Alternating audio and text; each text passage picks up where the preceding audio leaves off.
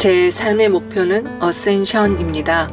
사전적 해석은 상승이고 제가 의도하는 의미는 영적 성장이나 구원, 깨달음 등 기존에 알려진 용어들로 바꿔도 무방합니다.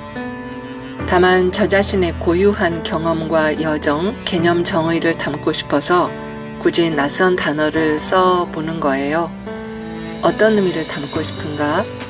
6가지로 제 생각을 정리해 보았어요.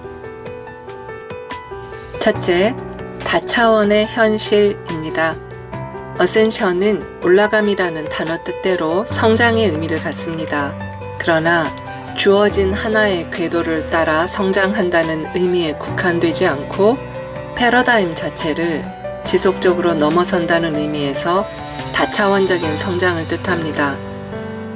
즉, 다차원적인 여러 현실들을 전제합니다.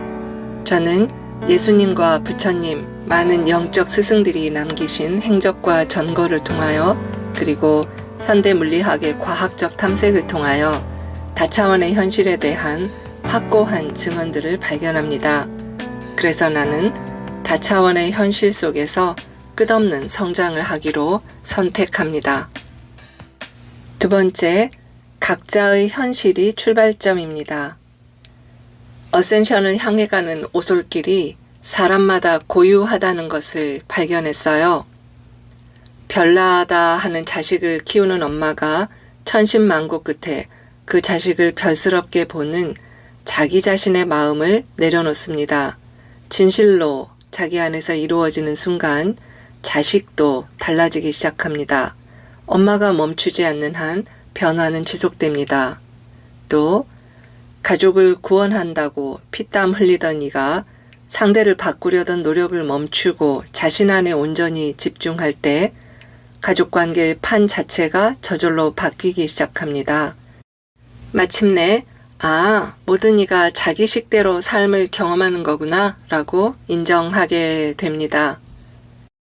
점원으로 일하는 사람이 온갖 두려움과 망설임을 넘어서서 내가 파는 물건, 내가 일하는 가게를 긍정하고 같은 일을 하는 동료들의 평범성 속에 길러진 위대함을 알아보기 시작합니다.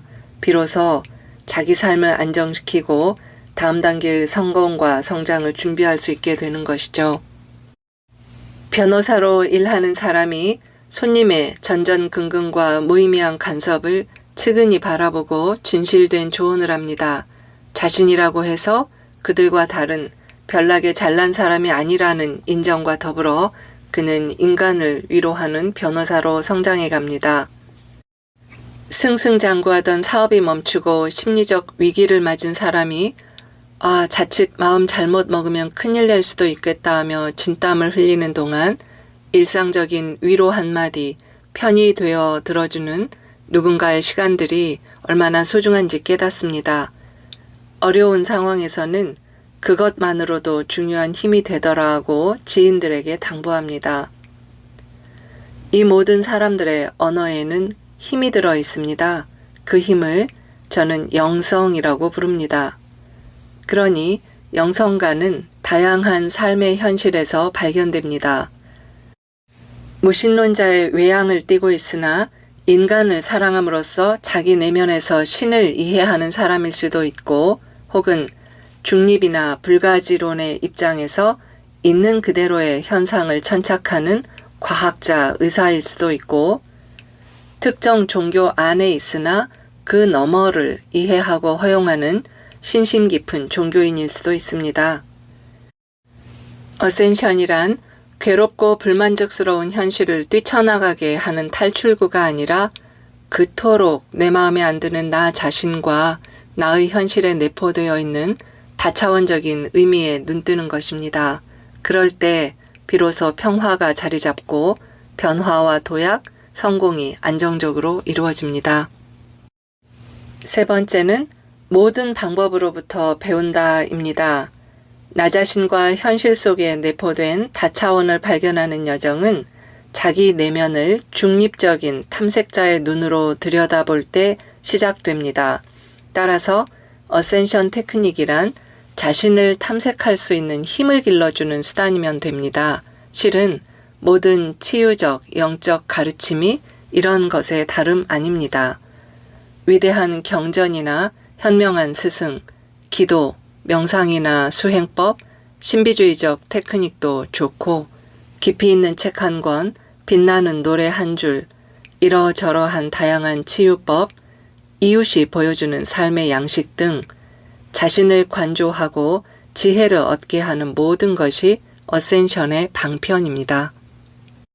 나에게 와닿는 방법들을 사용하되 다른 것들에도 마음이 열려 있으면 됩니다. 도움이 되면 가져다 쓰고 끌리지 않거나 미심쩍으면 슬쩍 제쳐둡니다.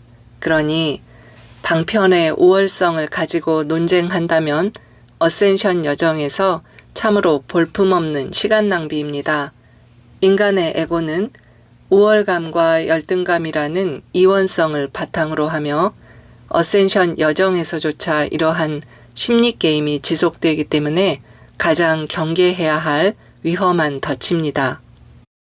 네 번째는 자신을 키운 방법을 내려놓는다입니다.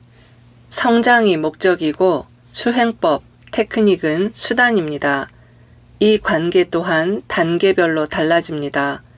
눈이 휘둥그레져서 열심히 배우는 첫 번째 단계를 지나면 체화와 성장이 두드러지는 두 번째 단계가 시작됩니다. 마지막은 테크닉이 없이도 그것이 의도했던 의식 상태와 성과를 이뤄내는 단계입니다. 이러한 성장 주기가 계속 반복됩니다. 하나의 주기마다 몇 년간 몰두하는 시간이 필요하고요. 그러고 나면 서서히 알아질 것입니다. 이제부터는 스스로의 힘으로 어센션 여정을 지속할 수 있겠구나. 누구에게도 의지하지 않고 더 높이 나아갈 준비가 되었구나. 나를 가르친 방법들을 흡수한 바탕 위에서 자신만의 개성적인 색깔이 드러나며 내가 배운 그 어떤 틀이나 테크닉에도 연연하지 않게 됩니다. 다섯 번째는 공감, 그리고 분별 없는 바라봄입니다. 어센션의 수준이 심화될수록 모든 것을 잘 느낄 수 있습니다. 아는 것이 아니라 느낄 수 있습니다. 어센션의 수준은 공감의 능력에 비례합니다. 이성이나 지성의 작용도 더 예리해집니다. 다만 날카롭게 드러나지 않을 뿐이죠. 지식과 지성을 우월하다 여기던 에고가 철이 드는 까닭입니다. 지와 무지가 서로 나란히 붙어 있음을 편안하게 바라볼 수 있을 것입니다. 어떤 분별 없이 그냥 바라봅니다. 아름다움과 추함, 선함과 악함, 지와 무지라는 틀 너머를 꿰뚫어보는 이에게는 복잡 다단한 생명의 향연이 있을 뿐입니다. 그런 모습들이 어둡고 아프고 공포스러운 것이 아니라 고도의 다차원적인 질서 안에 있는 아름다운 단면으로 인식됩니다. 깨우치고 알게 된 사람도 아름답지만 모른 채로 머물러 고군분투하는 생명의 모습도 눈물겹게 느껴집니다. 다들 애쓰고 사는구나. 존재하는 모든 생명이 나와 같구나. 각자의 걸음과 여정이 온전하기를 기원할 뿐입니다. 모든 생명이 온전한 상태에 있는 것을 부르는 오래된 이름들이 있습니다. 신의 왕국, 불국토, 혹은 새로운 이름들도 좋겠습니다. 사람이 사람답게 사는 세상, 모든 생명이 평화와 풍요를 누리는 세상. 당신은 무엇이라 부르고 싶습니까? 여섯 번째는 환상을 연기한다. Show must go on 입니다. 어센션은 무한히 지속됩니다. 그러나 어느 지점쯤 오면 눈치를 챕니다. 이 모든 게 환상 게임이었어. 눈치챈 후에는 무엇을 하는가? 환상을 연기, 플레이합니다. 환상이 사라졌으나 짐짓 환상에 머무는 것입니다. 무엇을 위해서 그러한가? 창조입니다. 신성의 잠재력을 가진 인간이 자신을 확인할 수 있는 유일한 방법은 그 능력을 꺼내어 창조하면서 경이로움을 맛보는 것이에요. 경험할 수 있는 판이 있어야 창조가 이루어집니다. 어느 날 당신은 감탄을 할 것입니다. 아, 신은 이런 것이었어.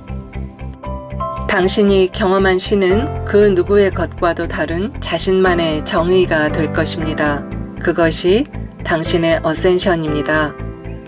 그 독특한 여정의 이야기와 획득된 지혜를 나누는 것이 영적 실천주의입니다. 평화와 풍요의 노하우가 사회 전체에 퍼져나가기를 소망하는 당신의 발자취가 사회적 실천주의입니다. 당신의 어센션은 무엇인가요? 당신의 영적 사회적 실천주의는 어떠합니까? 나는 당신으로부터 그것을 배우고 싶습니다. 서로의 어센션 여정 위에서 나란히 걸어보아요. 걷다가 또 만나요. 안녕.